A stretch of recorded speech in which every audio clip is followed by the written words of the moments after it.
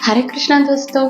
भगवान कृष्ण कहते हैं कि जीवन में ऐसे रहो, ऐसे कर्मा करो जैसे कि एक लोटस पानी में रहता है, उसके वो ना ही पानी को चिपकाता है ना ही कीचड़ को चिपकाता है। अब देखिए एक लोटस को हम ऐसे ही लाके भगवान के चरण में समर्पण कर सकते हैं, इतना क्लीन होता है। ठीक उसी तरह भगवान कृष्ण हमें भी कहते हैं कि उस लोटस की तरह रहिए, ना ही कोई बंधन को चिपकाइए, ना ही नफरत को, ना ही प्यार को, ना ही सक्सेस को, ना ही हार को, या फिर किसी भी अच्छाई बुराई कुछ भी मत चिपकाइए। बिना चिपकाए आगे जाइए। अगर आप चिपकाएंगे तो वो एक्शन बन जाएगा, वो एक कर्मा बन जाएगा। वो कार्मिक इफेक्ट काटने के लिए फिर से आपको जन्म बार बार लेना पड़ेगा। कितनी बार जन्म लेंगे? एक बार माँ के लिए, और एक बार पिता के लिए, एक बार भाई बहन के लिए, एक बार बच्चों के लिए, कितने जन्म लेंगे आप? ये श्लोक का मुझे तब समझ में आया था, बट समझ में नहीं आया था क्योंकि वो थियोरेटिकली लगता था, बट जीवन तो प्रैक्टिकल लगता था। थियोरी और प्रैक्टिकल में बहुत सारा डिफरेंस लगता था। जब मैंने आकाशिक रिकॉर्ड्स एक्सेस करना सीखी, जब मैंने अपनी माँ की, अपने हस्बैंड की, अपने बच्चों की आकाशिक रिकॉर्ड्स एक्सेस की, जब जानी उनके कितने पास लाइफ थे और आगे वो कहाँ जा रहे, उनके डेस्टिनी क्या है, तब मुझे पर्दाफाश हो गया। अब तक मैं समझ रही थी मेरा हस्बैंड मेरे लिए ही आए हैं, मेरे बच्चे मेरे लिए ही आए हैं। जी नहीं, हर एक उनका मकसद अलग ही है। एक पैसे के पीछे भाग रहे, एक सिद्धि के पीछे भाग रहे, एक सक्सेस के पीछे, एक किसी के प्यार के लिए आया है, एक किसी के रिवेंज लेने के लिए आए हैं। हर एक मकसद, हर एक का डेस्टिनेशन डिफरेंट डिफरेंट है। आकाशिक रिकॉर्ड्स एक्सेस करने के बाद मुझे ये ठीक ठीक पता चला कि कौन किसके लिए आए हैं, क्या करने के लिए आए हैं। बट इत्तेफाक से एक छत के नीचे हम थोड़े दिनों तक थे और थोड़े ईयर्स तक आए हैं, और उसके बाद हर एक इंसान मुड़ जाएगा अपने अपने डेस्टिनेशन के लिए। इतना ही नहीं, मुझे ये भी पता चला मेरा डेस्टिनेशन भी मेरे लिए कुछ और ही है।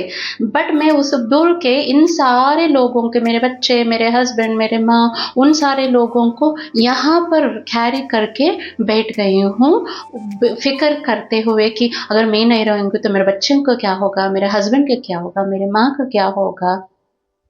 बट जब मैंने आकाशिक रिकॉर्ड्स एक्सेस करना लगी, ये बात जब मुझे पता लगा कि हर एक इंसान का अपना अपना जर्नी है जो तय कर रहा है, तब पहले मुझे यहाँ से वो डिलीट होने लगा, वो कर्मा डिलीट होने लगा, वो सारे बंधन डिलीट होने लगे। जब यहाँ से आपको कर्मा डिलीट होता है तो बाद में यहाँ से कर्मा डिलीट होने लगता है। जब अपने हार्ट से वो सारे कर्मा, वो क्या कहते बोझ उतरने लगता है ना, वो डर जाने लगता है ना, वो मेरे बिना वो लोग क्या करेंगे, वो लोग मेरे लिए ही आए हैं, मैं उनके लिए ही आई हूँ, ये सब कुछ जब मिटने लगता है ना अपने ब्रेन से और अपने हार्ट से, अब हल्का हो जाएंगे।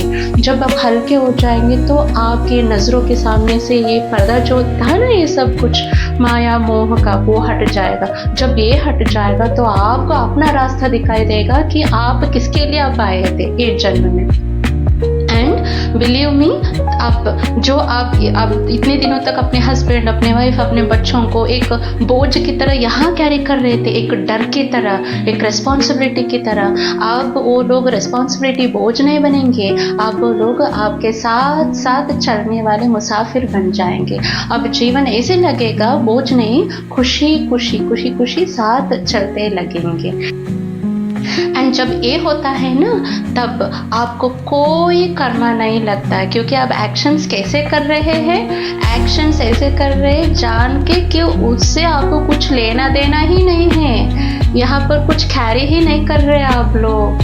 तब उस एक्शन को रिएक्शन नहीं होता है, कार्मिक इफेक्ट नहीं बनता है, आपको नहीं बांधेगा।